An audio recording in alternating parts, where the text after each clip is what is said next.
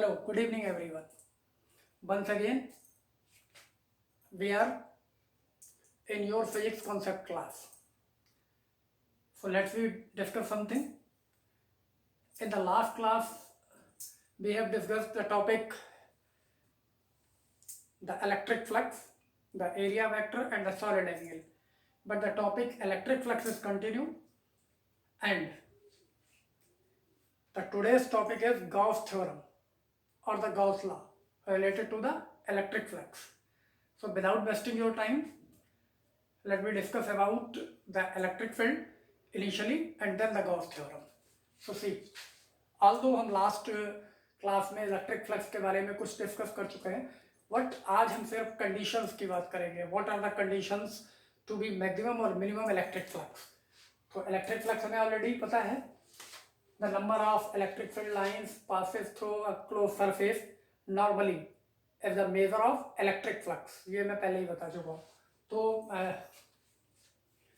अब यहाँ तो फॉर्मूला हमारा क्या था, the electric flux is given by phi E equals to surface integration of electric field over a closed surface. This is the formula of electric flux. ये हम discuss कर चुके हैं. अब हम यहाँ पे दो कंडीशन लेते हैं. अगर हम इसको ओपन करते हैं, now E ds cos theta, the scalar product of two vector.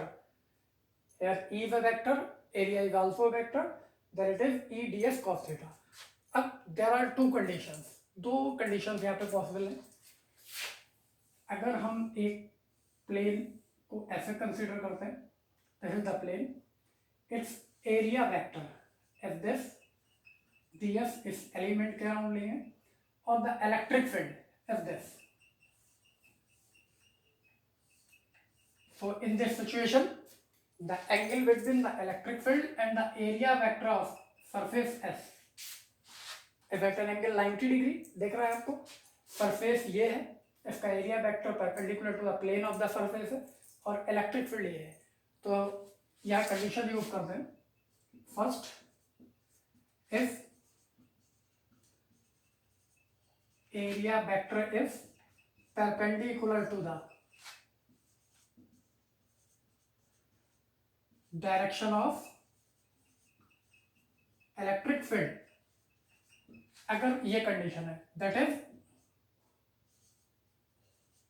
Theta is 90 degree, then E ds cos 90 is equals to 0. Therefore, the phi E is equals to 0. इस कंडीशन में अगर हम एंगल 90 यूज करते हैं तो cos 90 is 0.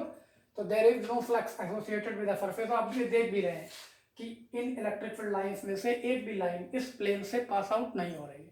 लेकिन अगर condition दूसरी है, like the second condition, this is the surface and the electric fields lines are this E and area vector of the surface is this ds.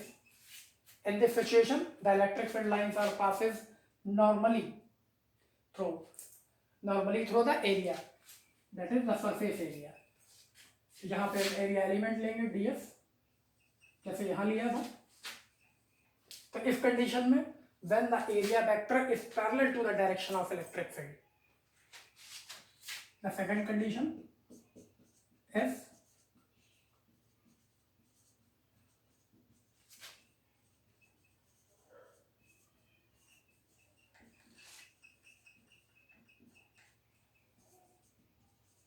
Electric field, that is theta equals to 0 degree.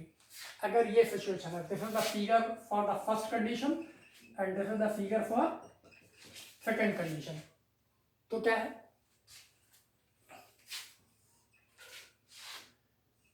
Phi E equals to E ds cos 0 and cos 0 is 1, that is this is phi, this is maximum, and this is minimum. इसका simple meaning ये हुआ कि अगर area vector electric field के direction के perpendicular होगा, the flux associated with the surface is zero, that is the minimum, zero तो minimum ही है, और if the area vector is parallel to the direction of electric field the flux is maximum equals to surface integration of TDS. Simple सी बात है। और in other words अगर हम दूसरी बात करें, अगर plane of surface is parallel to the electric field, the flux is minimum. If the plane is perpendicular to the direction of electric field, the electric flux is maximum. अगर plane electric field के plane of area electric field के perpendicular है तो electric flux maximum होगा, और अगर parallel है तो मिनिमम होगा। तो simple depend, the flux is depending upon the theta, that is the angle between the electric field and the area vector. अगर एंगल जो है एरिया वेक्टर और इलेक्ट्रिक फील्ड का जीरो है, means they are parallel, then the electric field is maximum, if they are perpendicular then the electric field is minimum. Simple है। तो this is the electric field. आप चाहें तो ये conditions screen pause करके note down कर सकते हैं ऑलवेज की तरह। नाउ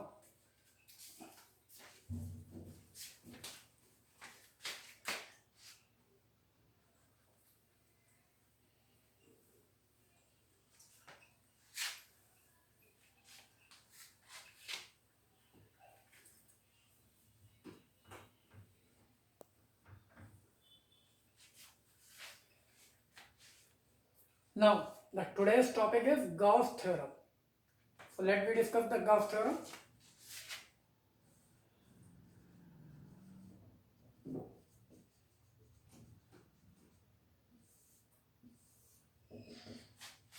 चलिए हम गॉस थ्योरम की बात कर लेते हैं। तो इलेक्ट्रिक फ्लक्स पहले ही बता चुका हूँ, तो Gauss theorem is related to the electric flux, ये भी मैं आपको बोल चुका हूँ। किस तरीके से रिलेट करती है वो आपको बताते हैं।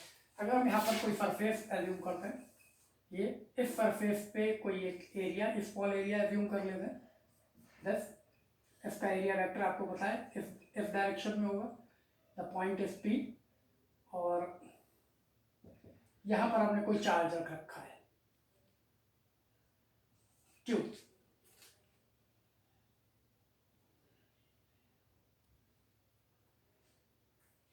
तो इस सरफेस से एसोसिएटेड इलेक्ट्रिक फ्लक्स क्या होगा उसके बारे में ये थ्योरम बताती है। और वो थ्योरम का स्टेटमेंट क्या है पहले मैं आपको वो बताता हूँ।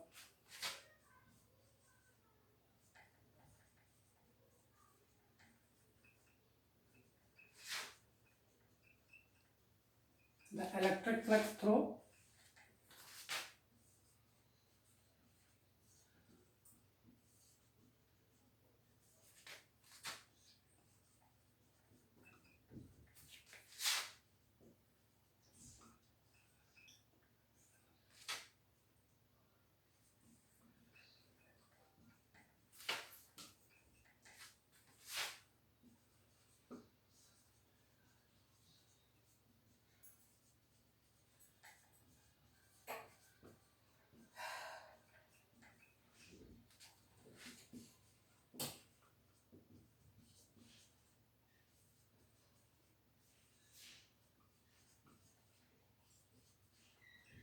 This is the statement of Gauss theorem.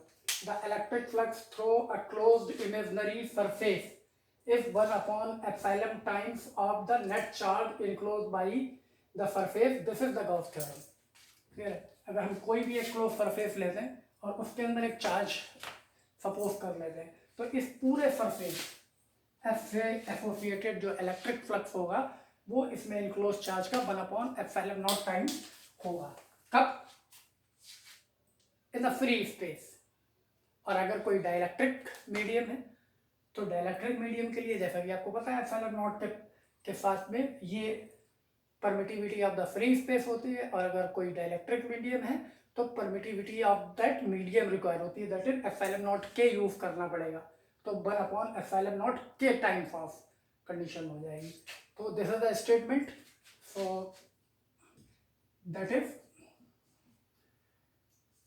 the flux phi E, it can be written as phi S is E dot ds must be equals to the net charge divided by the epsilon naught, और यहाँ पे condition for free space, ठीक है। और अगर हम for dielectric use करें तो यहाँ के भी आ जाएगा, ठीक है। तो दिस इज द कंडीशन। तो finally we can write the phi E is equals to Q net upon epsilon naught. और इस नेट का मीनिंग क्या है वो भी मैं आपको बता देता हूँ। इस नेट का मीनिंग ये है, ये तो सिंगल चार्ज की बात हमने की, अगर इसमें बहुत सारे चार्जेस हों, लाइक इसी सरफेस को हम दोबारा एज्यूम कर लेते हैं, Q1 is here, Q2 is here, Q3 is here and so on, तब अगर हम इस पूरे सरफेस से इनक्लोज की बात करेंगे तो इस फाई ई की जो वैल्यू होगी वो क्या होगी, the integration of electric field over a particular surface ds is E1 ds plus E2 ds and so on En ds। जितने भी चार्ज है सबको पता है आपको, single charge electric field develop करेगा। If the electric field produce by the charge Q1 is E1 by Q2 is E2 by Q3 is E3। तो ये तो phi E is equals to जितने इलेक्ट्रिक फील्ड है for position law के according उन सबका हम फ्लक्स कैलकुलेट करेंगे, और ये इसकी वैल्यू होगा इक्वल्स टू नेट चार्ज कितना हुआ होगा Q1 plus Q2 and Q3 and so on Qn divided by epsilon naught। This is the form for the charges more than one। अगर किसी सरफेस के अंदर एक से ज़्यादा चार्जेस हैं तो नेट का मीनिंग ये है कि वो उन चार्जेस का total Q1 Q2 Q3 Qn divided by the epsilon naught. और अगर हम इस फॉर्मूले के थ्रू सरफेस इंटीग्रेशन के फॉर्मूले के थ्रू कैलकुलेट करना पड़े तो अलग अलग चार्ज का इलेक्ट्रिक फील्ड एक पर्टिकुलर सरफेस से एक इलेक्ट्रिक फील्ड की वजह से फ्लक्स, फिर दूसरे इलेक्ट्रिक की वजह से फिर तीसरे इलेक्ट्रिक फील्ड, इन सबका फॉर्मेशन इक्वल्स टू दिस होगा। But it is an other form of the Gauss theorem. Generally हम यही यूज करते हैं, इस फॉर्म को हम यूटिलाइज कर सकते हैं। तो पहले हम गॉस थ्योरम का स्टेटमेंट हमने रीड कर लिया है, क्या होता है flux associated with a close surface, और स्पेशली क्लोज सरफेसेस के लिए है गॉस थ्योरम पूरा। और ये फाई ई की value the net charge divided by the epsilon not है। तो इसके अकॉर्डिंग हम डिस्कस कर सकते हैं कि this is the Gauss theorem and this theorem is valid for both type of surfaces, symmetrical और एसिमेट्रिकल, ठीक है। अगर कोई चार्ज किसी सिमेट्रिक सरफेस में इनक्लोज है तो भी ये थ्योरम वैलिड है, और एसिमेट्रिक सरफेस जैसा कि ये सिमेट्रिक सरफेस है दोनों ही, और अगर सिमेट्रिक होता तो कोई स्पेयर एज्यूम कर सकते थे, इसके सेंटर पे कोई चार्ज ले सकते थे, इन दोनों ही टाइप के लिए ये वैलिड है और ये वैलिडिटी हम प्रूव भी करेंगे। This theorem is valid for both type of surfaces, symmetrical और एसिमेट्रिकल। तो आज मैं आपको सिर्फ इलेक्ट्रिक फ्लक्स की दो कंडीशंस, वेनिटिव मैक्सिमम एंड वेनिटिव मिनिमम, इसके बारे में डिस्कस कर रहा हूँ, और what is the Gauss theorem सिर्फ उसके बारे में डिस्कस कर रहा हूँ, ठीक है। तो गॉस थ्योरम आपको क्लियर होगी, इलेक्ट्रिक फ्लक्स पहले ही क्लियर कर चुका हूँ, कंडीशंस बता दी, गॉस थ्योरम भी आपको बता दी है। एक बार फिर से रिपीट करता हूँ, the electric flux through a closed imaginary, note the point, the surface is imaginary. जब भी हमें किसी चार्ज से एसोसिएटेड इलेक्ट्रिक फ्लक्स कैलकुलेट करना होता है तो हम क्या करते हैं, एक उसके चारों तरफ एक इमेजिनरी सरफेस ड्रॉ कर लेते हैं और उस सरफेस से फ्लक्स कैलकुलेट कर देते हैं। और इस थ्योरम की इंपॉर्टेंस क्या है, what is the importance of Gauss theorem? तो importance of this theorem is this, we can calculate a charge inside a surface by using the Gauss theorem. अगर किसी सरफेस में कोई चार्ज इनक्लोज है तो इस थ्योरम की हेल्प से हम वो चार्ज कैलकुलेट कर सकते हैं। This is the importance of Gauss theorem. ये कंडीशंस आप नोट कर सकते हैं, वही स्क्रीन पॉज करके स्टेटमेंट नोटिस कर सकते हैं, फॉर्मूला नोटिस कर सकते हैं। This is the real formula and for the many charges enclose by the surface formula is this, ये भी आप नोट डाउन कर सकते हैं। अब मैं इसको रब कर रहा हूँ, आप स्क्रीन पॉज करके इसको नोट डाउन कर लीजिए।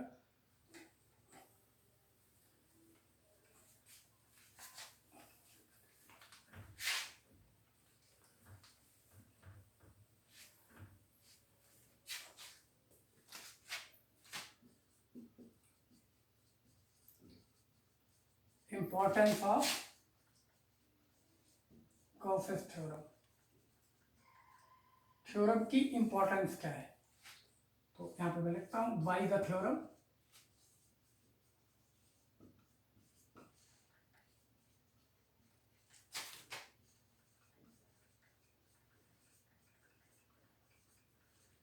you can calculate the charge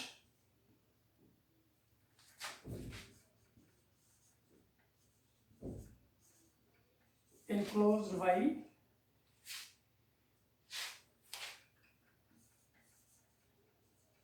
closed surface.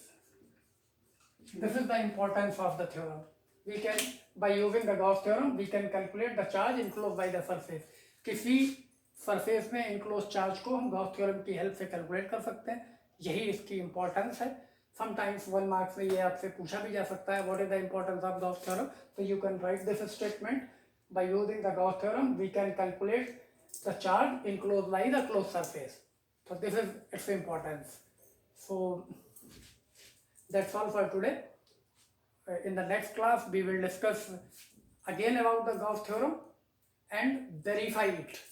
हम प्रूव भी करेंगे कि गॉस थ्योरम दोनों टाइप के सर्फेसेस के लिए वैलिड है, चाहे वो सिमेट्रिकल सरफेस हो और चाहे असिमेट्रिकल सरफेस हो, और इसको हम मैथमेटिकली प्रूव करेंगे in our next class. Till then